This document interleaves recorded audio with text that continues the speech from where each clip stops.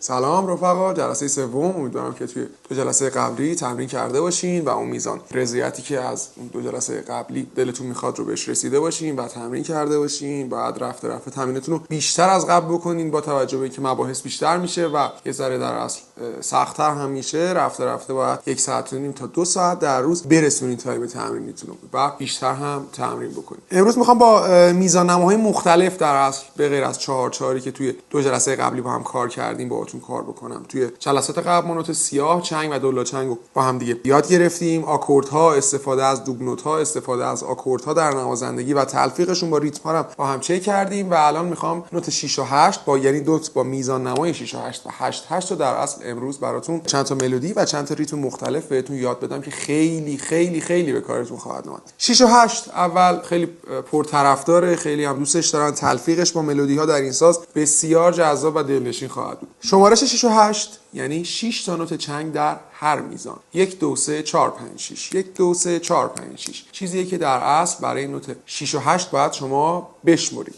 چند تا ریتم با هم دیگه چک کنیم و یه سری ملودی هم داریم که میتونیم با ریتممون تلفیق بکنیم و داشته باشیم. اولی 1 2 3 4 5 6 1 2 3 4 5 6. یه بار دیگه از اول براتون میزنم. 1 2 3 4 5 6. وقتی که ما میخوایم نوت لا رو بزنیم، نوت لای پایین رو بزنیم و از دینگ هم با دست راستمون استفاده کنیم، خیلی بهتره که از انگشت یکمون استفاده کنیم برای زدن دینگ. یه بار دیگه 1 2 3 4 5 6 1 2 3 4 5 6 1 2 3 4 5 6.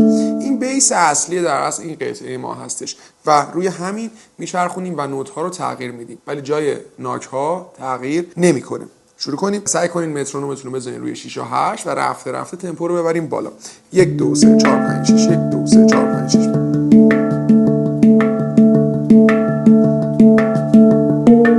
همون میایم رو نوت سی بمول. دوباره تکرار.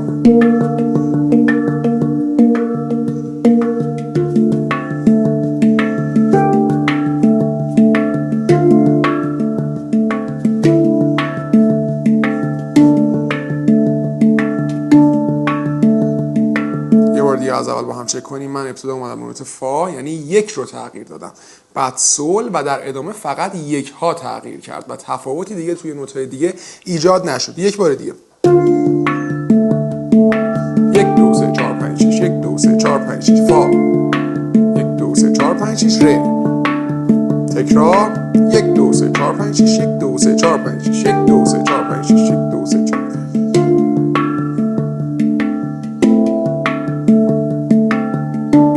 دوباره با ر تمومش میکنیم در اصل و همون شماره 1 2 3 4 5 6 1 2 3 4 5 6 1 2 3 4. دوباره با سی بمول.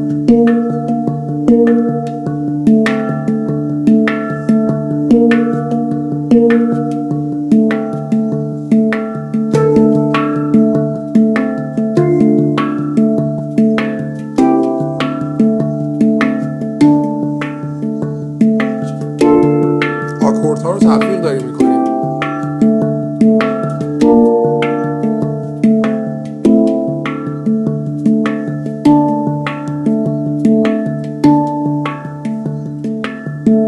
این در اصل یک قطعه با میزان نمای 6 و 8 و ریتم 6 و 8 میشه. بی نهایت شما ریتم میتونید توی این میزان نما بزنید. با یه ریتم دیگه میتونیم ادامه بدیم با این تفاوت در اصل نسبت به قطعه قبلی که ما اینجا 1 2 3 4 5 6 دومیمون سکوت میشه. 1 2 3 4 5 6 1 2 3 4 5 6. با نوت لا و ر شروع میشه. اول ریتم براتون با سرعت کمتر و تمپو کمتر میزنم، بعد میام سراغ نوتا.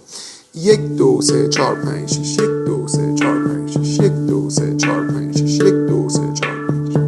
میتونید تمپو رو رفته رفته ببریم بالا و به اون ریتم دلخواهتون در اصل برسید.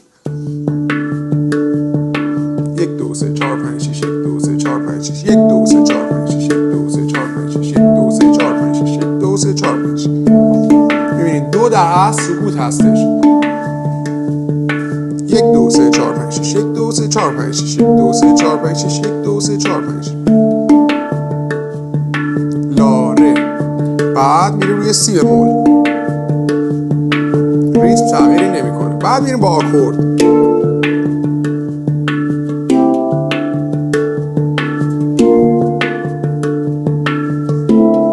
فقط رو آکوردها تلفیق شد در اصل.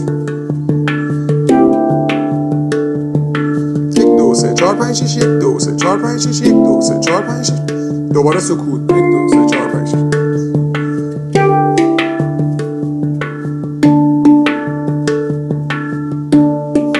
دوباره تکرار.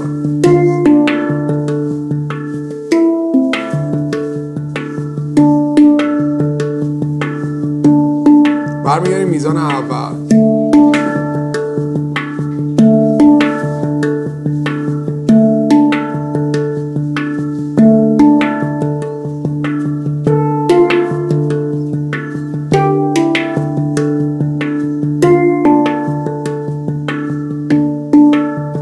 تکرار 1 2 3 4 5 6 1 2 3 4 5 6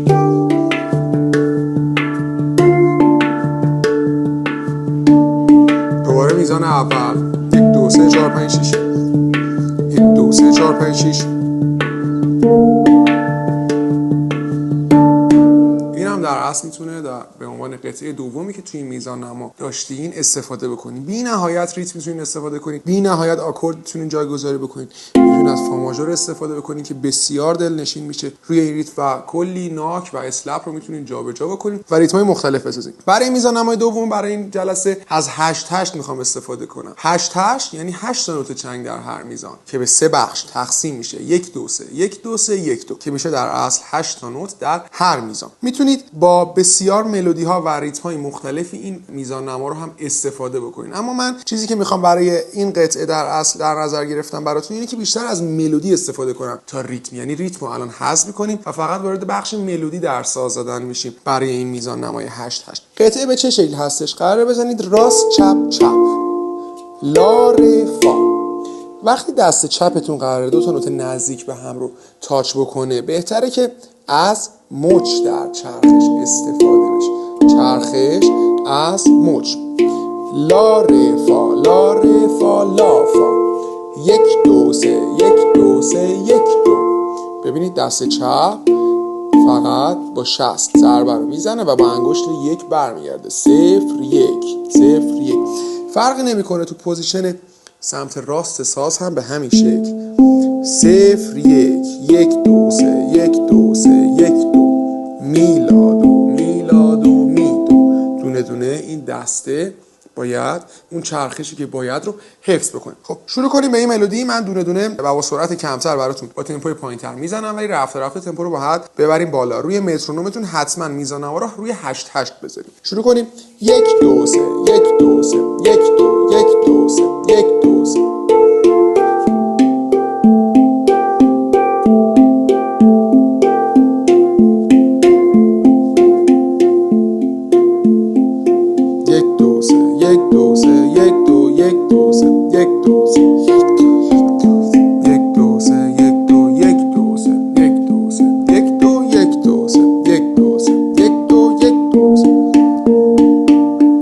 اول به این شکل هستش که الان من سرعتش رو براتون ببرم بالا. در از تمپو رو رفته رفته که ببریم بالا با همون نوتا به اون ملودی دلخواه میرسیم.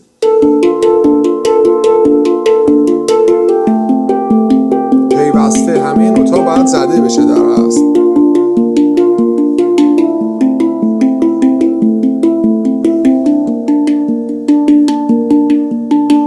میتونیم ادامه بدیم در اصل روی همین ریتم و تفاوتی نباید در تمپومون داشته باشیم. باید پیوسته پشت هم ضربات رو بزنیم. دوباره 1 2 3 1 2 3 1 2 1 2 3 1 2 3 1 2 1 2 3 1 2 3 1 2 1 2 3 1 2 3 1 2.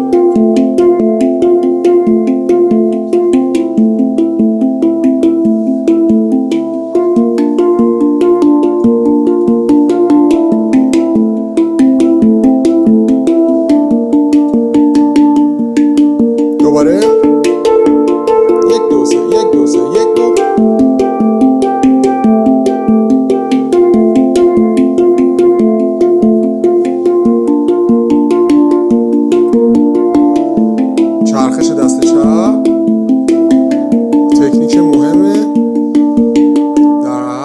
قطعه هستش. اگر شما در 8/8 1 2 3 1 2 3 1 2 رو در نظر بگیرین، اگر یک آخر رو تغییر بدین، در اصل ملودی و فضای ملودی رو میتونید تغییر بدین.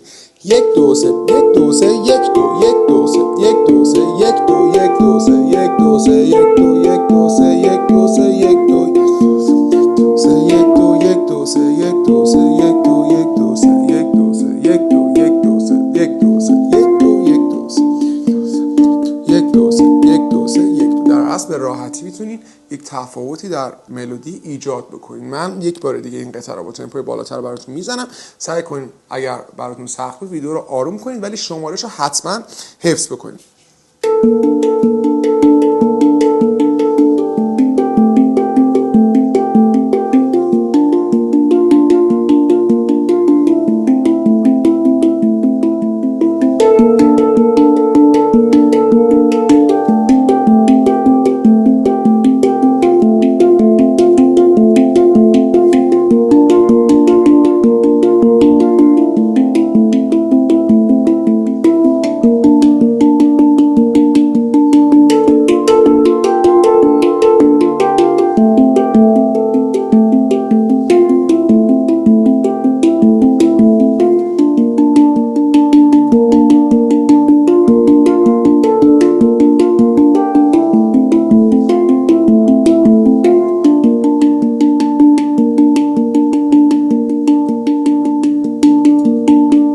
سعی کنین در اصل تاچتون رو جاهای کمتر و بیشتر داشته باشین که صدا و بالا پایین صدامون دلنشینی که دوست دارین بهتون بده. یه بار دیگه مرور کنیم با هم. ما 6 و 8 و 8/8 رو برای میزان نماهای مختلف این جلسه داشتیم که قرار شد 6 و 8 رو بشماریم 1 2 3 4 5 6 و 8/8 1 2 3 1 2 3 1 2 و در اصل 3 تا قطعه هم بهتون آموزش دادم. مهمترین پارت اینه که شما با خلاقیتتون اینا رو ادامه بدید. فقط یه سری نوت ها، یه سری آکوردها، یه سری جایگیری ها، یه سری ناک ها تغییر کنه، میتونید فضای مختلفی در ملودیاتون به دست بیارین و در اصل به امضا و اثر انگشت خودتون برسید. مهمترین چیز در هنر و موسیقی اینه که شما به امضا و اثر انگشت خودت برسید، چون هیچ انتهایی نداره و قرار نیست همه چی رو همه بهمون بگن. پس سعی کنین رفته رفته خودتون به این کار و به ساخت ملودی ها حتما انجام بدین و مهمترین پارت اینه که شما باید آرامش پیدا کنین با این ساز زدن. قرار نیست با بودو و با خیلی وسواس فکری، سعی کنین سریع به اون نقطه‌ای که دلتون میخواد برسین. از مسیر لذت ببرین و امیدوارم منم راهنمای خوبی برای این مسیر براتون باشم. مراقبت کنین. فعلا.